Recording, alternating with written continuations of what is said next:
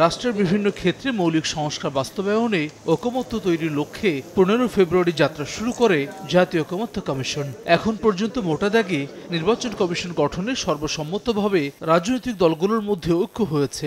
এছাড়া জাতীয় সাংবিধানিক ও সংবিধিবদ্ধ প্রতিষ্ঠানের নিয়োগ কমিটি না মানার শর্তে প্রধানমন্ত্রীর 10 বছরের মেয়াদে রাজি বিএনপি। দ্বিকক্ষ বিশিষ্ট সংসদ, তত্ত্বাবধায়ক সরকার ব্যবস্থা ফিরিয়ে আনার মতো বিষয়ে সবাই একমত হলেও এসবের গঠন প্রক্রিয়া নিয়ে রয়েছে মুখোমুখি অবস্থান। তবে চলতি মাসেই জাতীয় সনদ বাস্তবায়নে দ্রুত বেগে এগোচ্ছে ঐকমত্য কমিশন। দলীয় প্রধান প্রধানমন্ত্রী হতে পারবেন না কিংবা জ্যেষ্ঠতম বিচারকই প্রধান বিচারপতি হবেন, এমন নানা সিদ্ধান্তে বিএনপির আপত্তির পরও বৈঠকে উপস্থিত সংখ্যাগরিষ্ঠ দলের মতামতে সিদ্ধান্তে পৌঁছাচ্ছে কমিশন। যদিও এসব সিদ্ধান্তে নোট অব ডিসেন্ট থাকছে বিএনপি ও সমমনা দলগুলোর।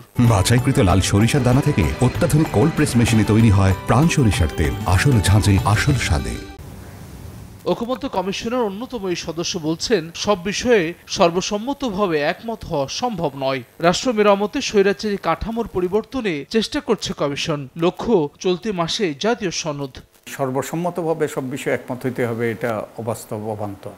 এটা কোনো সায়েন্স না, এটা একটা দুরূহ প্রক্রিয়া। তবে এসব সংস্কার কোন প্রক্রিয়ায় বাস্তবায়ন হবে তা নিয়ে প্রশ্ন উঠেছে।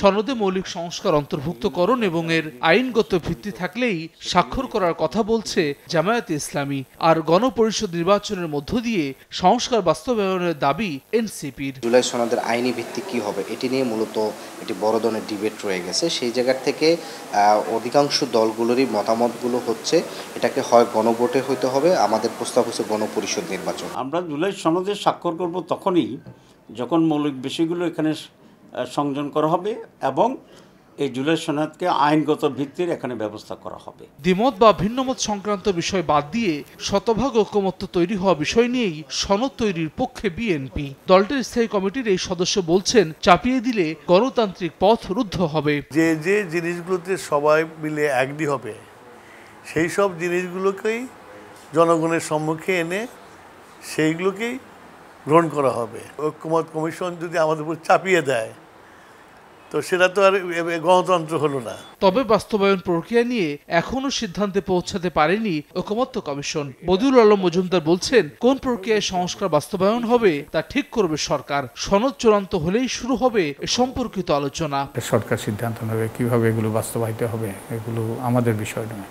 আমাদের বিষয় হলো এই ঐক্যবদ্ধ সৃষ্টি করার কতগুলো সংস্কারের ব্যাপারে, যাতে রাষ্ট্র মেরামত ঘটতে পারে। চলতি বছরের 20 মার্চ থেকে রাজনৈতিক দলগুলোর সঙ্গে সংলাপ শুরু করে ঐকমত্য কমিশন। সংবিধান, নির্বাচন ব্যবস্থা, বিচার বিভাগ, দুদক ও জনপ্রশাসন বিষয়ক সংস্কার প্রস্তাবনা নিয়ে এখন পর্যন্ত 63টি সংলাপ করেছে কমিশন। হাসান ওয়ালি, সময় সংবাদ, ঢাকা।